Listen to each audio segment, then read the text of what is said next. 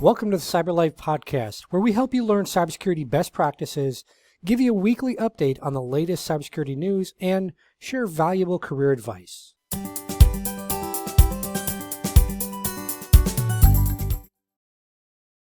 Hi everyone, it's Ken. In today's episode, you're going to hear from Kenneth Ellington.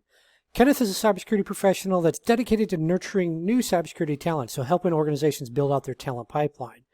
He's originally from Florida here in the United States, and now he's based in Dallas, Texas. And he's leveraged his unyielding drive to go from working at a deli counter, where he also was a guest on my television show a few years back, where we talked about his experience going from working in the deli, getting soup thrown at him, to becoming a cybersecurity professional. So Kenneth has gone from deli counter at a grocery store to landing a job with one of the big four as a senior cybersecurity consultant, all within a period of 3 years. So if he can do it, guess what? You can do it as well. He currently specializes in SIEM, SOAR, and other endpoint security technology. And in his trainings that he does with his side company, Kenneth brings the same energy and passion to students as they learn about different security solutions that and address real-world scenarios. So when you go through Kenneth's training program, shameless plug here, you're not going to just go get a bunch of theory. You're going to actually doing stuff that you would do on the job in the real world. In addition to all of that, Kenneth also teaches cyber infrastructure part-time for the University of Houston. He volunteers for organizations like Blacks in Cybersecurity, or BIC, and he also trains in boxing and kickboxing in his free time, so that way if a threat actor comes in person to Kenneth's organization, he can actually beat them up. So in today's episode, we're going to talk a little bit about Kenneth's journey as an entrepreneur and some of the challenges he's faced, because I speak with a number of cybersecurity professionals that as they get more experience in their career, they want to reach a hand back and try to help others and maybe start a side consultancy, side business, but they don't really understand how. So Kenneth is going to talk about some of the challenges that he's faced in starting his side business and share some of his wisdom around that. So without further ado, let's jump right in and learn from Kenneth.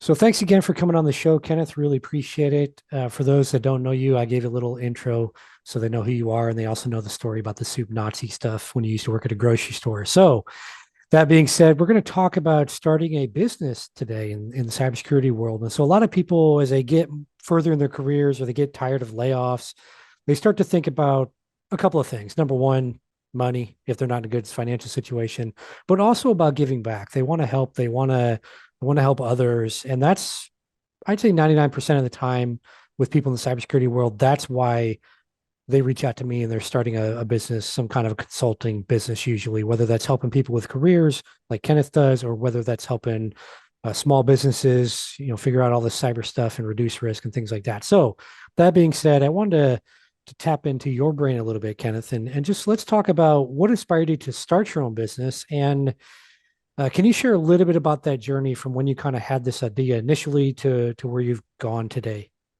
Sure thing, Ken. So initially speaking, I honestly never wanted to start my own business. I thought it'd be a terrible idea. Sound like a lot of work, which I didn't want to do. But people kept asking me to train them, teach them cybersecurity topics over and over again. So initially, I guess I had the idea during COVID. After I graduated during that spring of 2020, so right when COVID hit, which sucked. No ceremony, no walking at all. So I was stuck in my parents' home like all summer long, waiting to start my actual career. And my CEO at the time, her name's Michaela. She's the CEO of Blacks in Cybersecurity. She reached out towards me. She's like, "Hey, Kenneth, you want to do some SWAT training?" I'm like, "Sure thing, Michaela." I'm like, "But who's gonna lead it?" She's like, "You are, Kenneth." I'm like, "Oh, okay." I'm like, I can definitely do that." So that's how I kind of started professional training. That's what kind of sparked my interest in it. And from there, I just did training sessions every quarter, basically, over and over again. People really loved it. It wasn't until I want to say last year, that someone told me, they're like, "Hey, Kenneth, if you actually charge me for it, I would pay you." That's when the idea kind of got sparked in my head. It's like, hey, I might be able to actually turn this into the actual business. And then last, I want to say April, I decided to make the jump to see how far I could take it. And that's how we started UCA. So from your own experience, what are some of the key skills or knowledge that you think someone out there that's aspiring to start their own business, in cybersecurity, like what are some of the key things they should have before, or at least develop somewhat before they jump in and start their own business? I would say biggest thing, honestly, is to have thick skin and to have determination. That's probably honestly the biggest thing. Right? There will be months where you don't make any money, right? No one wants to talk to you.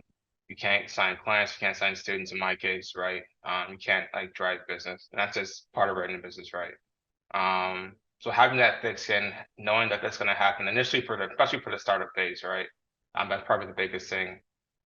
The second biggest thing is making sure you actually do your research. So know what your audience is. As you know, Ken, you can't appeal to everybody, right? And you shouldn't. Know who you're trying to market towards and know what their pain points and needs are, and then try to develop your content towards that to try to serve their needs, right? Always remember, right? You're not the client. Your job is to serve the client, right? So don't make it about you, make it about them. I think that's a big issue most as entrepreneurs have when they first start out. They try to make their content developed around them trying to solve their own needs and not the needs of their actual client, right? Because it isn't about you. Your job is to serve them. Um, Number three, which goes back to doing your research, prove your concept before you actually drop tens of thousands of dollars into running a business, right? Justin Walsh has like a popular thing about this, like starting your own little MVP. So get like a card page, get like a newsletter, something small, and then test out that concept and make sure it actually works, right? Because if you never, for example, run the bakery before, baked anything, and you drop $500,000 to own your own shop, that's not the smartest idea, right? Because you don't have that experience. So test it out, spend $40 for a small site, try to get some clients, and try to get some testimonials from there to see if you can actually prove this proof of concept. So those are some three things I would probably suggest towards new entrepreneurs in cybersecurity. Well, first off, thanks for crushing my dreams on the bakery, Kenneth. I've never, I can't bake, but I was hoping to spend $500,000 to start up a bakery. So thanks for crushing my dreams. Really don't appreciate it. Anyways, along the same lines, are there any resources? I mean, this could be books. You mentioned Justin Welsh, which a lot of people probably know if they're on LinkedIn or Twitter, but or whatever X, whatever he calls it now. Who cares about Musk? I don't care about him. Anyways, um, lots of people know my thoughts on that guy. But anyways, are any resources that you found helpful? Books, courses, YouTube videos, people to follow on social media, just to kind of give people maybe some direction of where to go to kind of learn like the fundamentals of business. I would say probably Justin Welsh. I think I found him through you, through following you, Ken. He has a lot of great content for starting your own business, especially for startups. He breaks it down very simply, which I like a lot. And then anyone that doesn't follow Ken Underhill, follow him. He's an awesome guy. I've known him since my college days. He gave me a lot of great advice. Um, Checks in the mail, Kenneth. Checks in the mail. other than Ken Underhill, I would probably say to try to find a couple of people that match your styles. So for me, one of the people was Grace Chi, who again I met through Ken. Um, so I was on her show one time, and then we kind of got connected. She's been helping me out ever since. I would say probably to join networking groups like Blacks in Cybersecurity or Blacks in Technology in my case. But just try to find your little tribe, that people that actually get you and that want to see you succeed, regardless if it actually helps them or not. And then from there, probably the biggest thing is that you can do as much research as you like, but you ultimately have to get your hands dirty and try to do something, right? I can read all the self-help books in the world, but if I don't actually try to apply the knowledge that I've gained, it doesn't really matter. So I would say do enough research to make sure you understand your topic, then actually try to apply it and then work from there. It may not work, you may catch on fire or whatever, right? But just dust yourself off and keep going. So how does someone identify the right niche or problem to solve? Like where, if I'm sitting out there as a cyber professional, maybe I've worked as an analyst for 5 years or something, like how do I identify what that thing is that I should do? Like, is there a process you followed, or you just kind of, I think you kind of mentioned you got thrown into it. So thanks, Blacks in Cyber. But for others out there, is kind of the kind of a process you would recommend for them to find what they should be doing. Yeah, so I would say the first thing you do, find something that you don't hate doing, you can actually enjoy. If you can't scale up misery. All right, you can make $10 million a year, but if you hate your job and hate your life, it doesn't really matter, honestly. So that's the first thing, right? Try to find something that you actually enjoy doing. Second thing, make sure you're actually good at it. So, for example, Ken, let's say you're a SOC analyst and you enjoy the incident response process about that, and you're really good at using, let's say, XOR Palo Alto or Splunk Phantom. If that's the case and you enjoy doing that, then try to see if you're able to start to build content around that and try to teach people, train people, consult with people about that, and then go from there. From there, if you have other people that want to help you out or other clients that want to try to go over those topics and try to expand out, let's say endpoint security, XDR, SIM, SOAR, then you can start to expand out from that. But the first thing I would say is to try to find something that you actually like to do. Second, make sure you're actually good with it. And then third, find that area of people and where they live, right? That may be Facebook. I hope not, because I hate Facebook. It may be LinkedIn, it may be X or Twitter, maybe YouTube, right? Find whatever platform they're on, whatever areas they hang out in, and then try to go to market towards them from that. What's interesting, just for everyone, a fun fact, even though many security professionals are like, Facebook sucks, it's terrible, oh my God, I want it to burn to the ground. The reality is that's still the number one platform for business in the world. So just something to keep in mind if you are looking at places. Yes, you can make money on like TikTok and stuff like that. But again, like Kenneth said, focus on where your actual audience is. People see me. I don't use Twitter. I deleted my Twitter. I don't use Twitter. Yes, there's InfoSec still on Twitter, but a lot of people left. People are on LinkedIn now heavily. People are going to YouTube. People are on Mastodon or whatever. People are in a lot of other places. So know your audience, like Kenneth said, and know where they live because it makes it so much easier. Like, why waste time on Instagram? Sure, cyber people are on there if that's who you're selling to, but they're not really on there. They're not really, they're not going to buy like Kenneth's training on Instagram usually. It's coming from LinkedIn or wherever. So, and we're not going to dive into where Kenneth gets his traffic because I'm not giving you all that secret. So I want to ask, we focus on niche a little bit, but like, what were some of the challenges you initially faced as a business owner? And then also, how did you actually get past those? How did you overcome them? I would say the biggest challenge was like not knowing what the hell I was doing. It was hard at first. I go to a fire hose like every day. I remember like the first, I would want to say 2 months. Every day I found out something that I was missing from business, like a business license, tax stuff, right? Accounting, auditing, financial stuff, right? And I had to try to figure it out. So it was very stressful initially. I feel bad for Grace because I pinged her like at 2 a.m. in the morning. I'm like, Grace, I'm freaking out. I'm like, I don't know what I'm doing. Can you please help me? So like, thank God for Grace for those initial days. But yeah, it was the biggest thing was just like not knowing what you're doing when you're starting up. Thankfully, people really like to learn SIM, SOAR, and endpoint solution technologies and other cybersecurity topics. So guarding that business at first wasn't too difficult.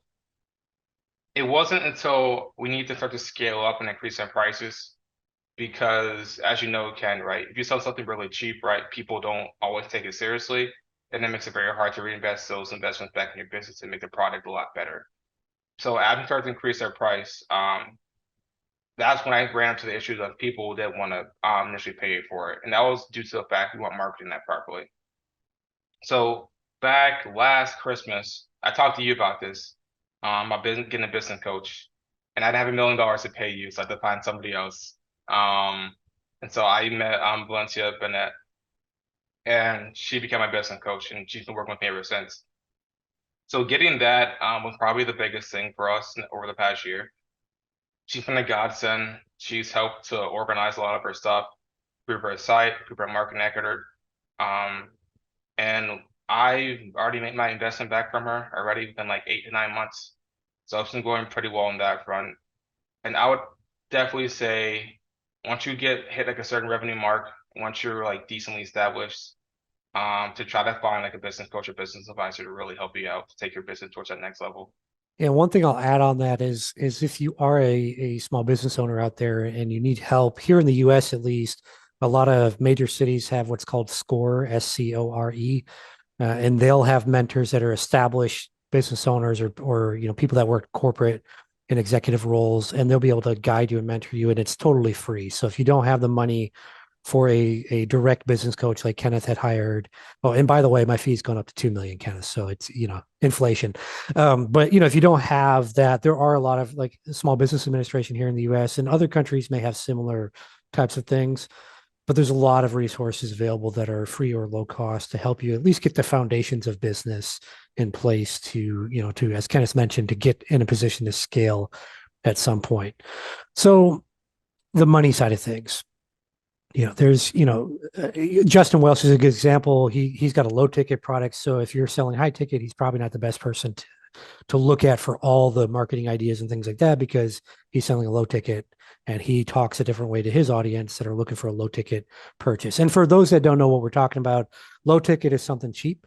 For me personally, I define low ticket as something under $1,000 US, and really higher than that, but let's just say $1,000 US. Something higher ticket would be anything like 5 grand, 10 grand, 50 grand, or 2 million, like I would charge Kenneth for coaching.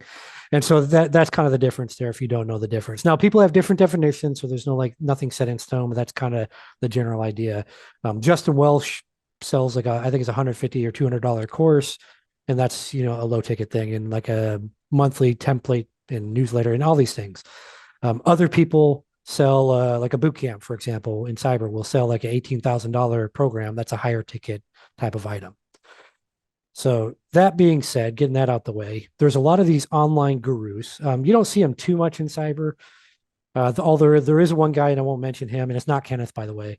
So we're not dissing him here. But there's one guy that's on YouTube that will tell you can get a GRC job making 6 figures in a week with no experience and no training and blah, blah, blah. By the way, he's selling you his program. So that's complete BS. You're not going to get a job in a week. So if anyone tells you that, it's a lie. Kenneth can get you a job in months, but he actually works with you and gets your skill set up. But other places that are just telling you I can do it in a week, that's a lie. So anyways, I'm getting to my question, I swear. So the question is, you see all these online gurus, they're, give me your money. And then what happens usually with a lot of them is they'll take your money, and then because you're not getting results, they blame you. And then they say, look, just it's because, Kenneth, you didn't invest in my next level program, because, oh man, you need the one-on-one coaching. And that's the thing, hustle around, borrow money from your parents, whatever you got to do. That's what you need. Right. And then it's just basically a pyramid scheme, right? It's every layer, every time you're not getting results, I'll buy my next more expensive thing. And that's, and then they run away with your money, and you're out all this money. You've probably gone into debt, so you don't have money for an attorney to go after them. So anyways, how do you specifically, Kenneth, focus on delivering results to your clients instead of just taking their money? So I'd probably say when we initially start out with clients, I'm very honest with people. You can ask any one of my former clients, students, advisors, judges for ECA. I tell people, if you don't have any experience in IT or cybersecurity, never touched a computer before, our programs are normally 6 months long. I tell them it's probably going to take you a lot longer to get a job after the program. Now, granted, we will be with you through that entire step, right? That entire process. So it takes you 12 months, 18 months, right? For you to continue to study with us after that, then we'll be with you for that. But I'm very honest with people and say, hey, it may take you a bit longer, and you may have to get a job that's non-cyber at a tech company. So let's say, for example, let's say CrowdStrike, right? Let's say you want to become incident response handler at CrowdStrike, but you don't have any IT or cybersecurity background. We will probably tell you, hey, John, you're probably going to have to maybe get a job as a business analyst initially, since you had that previous experience in that role at CrowdStrike. After about maybe 12 to 18 months, depending on their policy, you can transfer over to a cybersecurity role, right? Because they already know who you are. You already have that rapport with that team, and we would basically teach them how to network within the company to try to build that camaraderie with the engineers and the incident response handlers. So when the job posting comes up internally, they'll be the first person that comes to mind to try to get hired for that role, since they're already at the firm. Now, if somebody's already, let's say, cybersecurity analyst or engineer, and they go through our program, yeah, granted, it's gonna be a lot easier for them to get a job after the program, right? Maybe within a month or two, but they already had that previous experience. So the effort and load they have to take to try to get towards that next level isn't as difficult as, say, the previous person, right? That's the first thing. The second thing is our programs are, as a sense right now, they're pretty small classes, so under 15 people. I'm normally able to have that personal relationship with them. And so with my co-instructor coordinator, right? So that's what we normally try to do as well. And for my students that are personally local, I'm very hands-on with them, especially with Hazel. You probably see me post about it if you guys follow me on LinkedIn. So Hazel specifically she was unemployed, right? So after she graduated from UTA, University of Texas in Arlington, she couldn't find a job for 6 months after college, right? She had confidence issues. She didn't have the proper skill set. So when we were working with her, one of the biggest things was to get her confidence up. So I introduced her towards a lot of my personal network. I took her to different events, and with her help, she was able to get a job at Samsung. So those are a couple of things that we try to do with our students. We try to be as hands-on as possible. We try to level set with them, so they're not expecting to get a job within a couple of weeks after the program, because that's not realistic for most people. We try to give them that constant support so they have to reach their goals. So you mentioned one success story. Any other success stories you can share of your past students, Kenneth? Yeah. So I just mentioned our Courtney Wright. So Courtney Wright is my apprentice. So she was one of my first students, and she went the program. And after the first program, I saw her passion, her effort, and her attitude. I absolutely loved it. So I personally wanted to give back towards her. I wanted to teach her everything that I knew about cybersecurity. So I brought her on as my apprentice. So after 3 months of doing that, so this past, I want to say November, December of last year, she got her first cybersecurity role as a cybersecurity consultant with Terravova, I believe. Excuse me. And previously, she was an IT service technician, so think of kind of like help desk. And from there, she was in that consulting room for about 4 months. I continued to work with her. She taught some of our classes. And one of our partners and one of our managers that works with us, his name is Miles. He works at Expel. Miles saw her passion and energy for it, so he wanted to bring her in for an interview for a SOC position for his company. And I was flying to Tampa that April for a wedding. So before I got on the airplane, we had like a 30-minute mock interview session with Courtney. She did great. She was nervous, but I'm like, you're perfectly fine. You're gonna kill this. And so I was in Tampa for 2.5 days. She did an interview that Friday night. When I'm flying back that Sunday morning, she texted me before I got back on the plane to go back to Dallas. She told me she got that job. So she got a job within 72 hours after interviewing, and she's tripled her salary since she's worked with us, I believe. So any final thoughts or advice for someone out there that's maybe thinking about starting their own small business on the side? Got a couple of things. First off, if you work for a big firm like I do, make sure you get approved by your firm to try to avoid as much headache as possible. We can talk about that after, Ken. Second thing I would say is to make sure you don't overwork yourself to death, because running a business can be a lot. So having that proper support group is probably the biggest thing, honestly, that kept me sane for the past 18 months. Third thing is, again, please do your research right. Don't shell out thousands of dollars on a product or service if you haven't tested it out yet, because you might waste your money. And fourth thing is to take the long view of it. It may not be an overnight success. There are businesses that are like that within a year to make $1 million, but assume you won't be that rare case. So try to have that long-term view to try to level set expectations with yourself. And those will be my points of advice for people.